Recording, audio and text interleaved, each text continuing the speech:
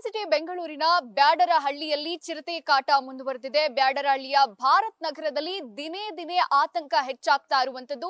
ಕೇವಲ 20 ದಿನಗಳ ಅಂತರದಲ್ಲಿ 6 ಬಾರಿ ಚಿರತೆ ಪ್ರತ್ಯಕ್ಷ ಆಗಿರುವಂತಹ ಸಿಸಿಟಿವಿ ದೃಶ್ಯಗಳು ಲಭ್ಯ ಆಗಿರುವಂತದ್ದು. ಕಳೆದ 2 ದಿನಗಳ ಹಿಂದೆ ನೀವೀಗೇನ್ ಗಮನಿಸ್ತಾ ಇದ್ದೀರಾ, ಇದೇ ಜಾಗದಲ್ಲಿ ಚಿರತೆ ಓಡಾಟ ನಡೆಸಿರುವಂತದ್ದು. ಅಂದ್ರೆ ಒಂದು ದಿನದ ಹಿಂದೆ ಆ ಕಡೆಯಿಂದ ಅಂದ್ರೆ ಕಂಬಿಗಳು ಏನ್ ಕಾಣಿಸ್ತಾ ಇದೆ ಅದರಿಂದ ಎಂಟರ್ ಆಗಿ ಈ ಭಾಗಕ್ಕೆ ಎಂಟರ್ ಆಗಿದೆ ಚಿರತೆ.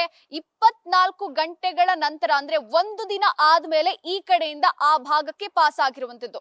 ಕಂಪ್ಲೀಟ್ ಆಗಿ ಇಲ್ಲಿ ಗಿಡ ಗೆಂಟೆಗಳು ಬೆಳೆದ್ಕೊಂಡಿವೆ. ಅಲ್ಲಿ ಚಿರತೆ ಒಂದು ದಿನ ಇತ್ತು ಅನ್ನುವಂತ ಅನುಮಾನ ಕೂಡ ಸ್ಥಳೀಯರಲ್ಲಿ ಮೂಡ್ತಾ ಇರುವಂತದ್ದು. ಅಂದ್ರೆ ಒಂದ್ ರೀತಿಯಲ್ಲಿ ರಾತ್ರಿ 8 ಗಂಟೆ ಆದ ತಕ್ಷಣ ಎಲ್ಲರ ಮನೆ ಬಾಗಿಲುಗಳು ಕ್ಲೋಸ್ ಆಗ್ತಾ ಇರುವಂತದ್ದು. ಒಬ್ಬೊಬ್ಬರೇ ಓಡಾಡಕ್ಕೂ ಕೂಡ ಭಯ ಪಡುವಂತ ಸ್ಥಿತಿ ನಿರ್ಮಾಣ ಆಗಿದೆ. ಸದ್ಯ ಸ್ಥಳೀಯರನ್ನ ಮಾತನಾಡಿಸ್ತಾ ಹೋಗ್ತೀನಿ.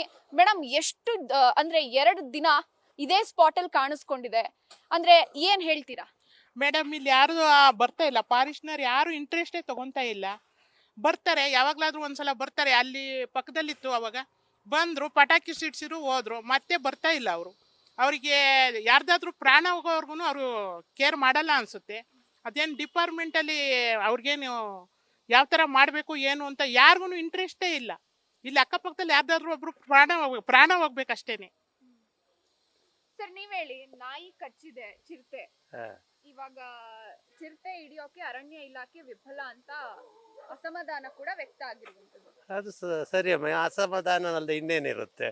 20 ದಿವಸದಲ್ಲಿ 5-6 ಸಾರಿ ಕಂಡ್ರು ಇದ್ರ ಬಗ್ಗೆ ನಮ್ಮ ಆಳುವವರಾಗಲಿ ಫಾರೆಸ್ಟ್ ಡಿಪಾರ್ಟ್ಮೆಂಟರು ಯಾರು ಗಮನ ಹರಿಸದೇ ಇದ್ರೆ ಜನರ ಕತೆ ಹೇಗೆ? ಅದೇ ಊರು ಬಿಟ್ಟು ಹೋಗ್ಬೇಕಾಗುತ್ತೆ ಜನ, ಅಷ್ಟೇನೆ. ಸರ್, ಚಿರತೆ ಹಿಡಿಬೇಕಂದ್ರೆ ಯಾವ ರೀತಿ ಕಾರ್ಯಾಚರಣೆ ಮಾಡ್ಬೇಕು? ಅದಕ್ಕೆ ನಿಮ್ಮ ಸಪೋರ್ಟ್ ಯಾವ ತರ ಇರುತ್ತೆ? ನಮ್ದೇನಮ್ಮ ಗೊತ್ತು, ನಾವು ಅಧಿಕಾರಿಗಳು ಮಾಡ್ಬೇಕು. ನಾವ್ ಹೇಳೋದೇನು, ಬಂದು ಇಲ್ಲಿ ನೈಟ್ ಹಾಕ್ಬೇಕು. ಇಲ್ಲಿ ಓಡಾಡ್ತಾನೆ, ಇಲ್ಲಿ 2 ದಿವಸ ಕ್ಯಾಂಪ್ ಅಲ್ಲಿ ಇಡ್ಬೇಕು. 2 ದಿವಸ ಇಲ್ಲಿ ಇಡ್ಬೇಕು. ಈ ಕಡೆ ಆ ಕಡೆ ಹೋಗ್ತಾರೆ, ವಾಚ್ ಮಾಡ್ಬೇಕು. ಅಕ್ಷಿಕೆ ಸಿಗುತ್ತೆ. ಇವ್ರು ಬಂದು ಬೆಳಗಿನ ಟೈಮ್ ಸುತ್ತಾಡ್ಕೊಂಡು ಹೋಗ್ಬಿಟ್ರೆ ಏನ್ ಸಿಗುತ್ತೆ? ಮತ್ತು ಈಗ ಮೇಡಮ್ ಸರ್ ಹೇಳಿ, ಇವಾಗ 20 ದಿನದಲ್ಲಿ 6 ಬಾರಿ ಸಿಸಿಟಿವಿ ದೃಶ್ಯಗಳು ಲಭ್ಯ ಆಗಿದೆ. ಇದೇ ತರ ಓಡಾಟ ನಡೆಸ್ತಾ ಇದ್ರೆ ಹೇಗ್ ಬದುಕದು ಅಂತ?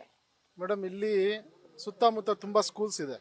ಇಲ್ಲಿ ನಮ್ಮ ರಸ್ತೆಯಲ್ಲೇ ಒಂದು ಅಂದಾಜು 20-25 ಮಕ್ಕಳು ಸ್ಕೂಲ್ಗೆ ಹೋಗ್ತಾರೆ ಮಕ್ಕಳು. ಇಲ್ಲಿ ಓಡಾಡೋದೇ ರಾತ್ರಿ ಹೊತ್ತಂತೂ ಬಹಳ ಕಷ್ಟ ಆಗೋಗಿದೆ. ಇವರು ಫಾರೆಸ್ಟ್ ಅವರು ಏನು ಆಕ್ಷನ್ ತಗೊತಾ ಇದ್ದಾರೆ ಅನ್ನೋದು ಯಾರಿಗೂ ಗೊತ್ತಾಗ್ತಾ ಇಲ್ಲ.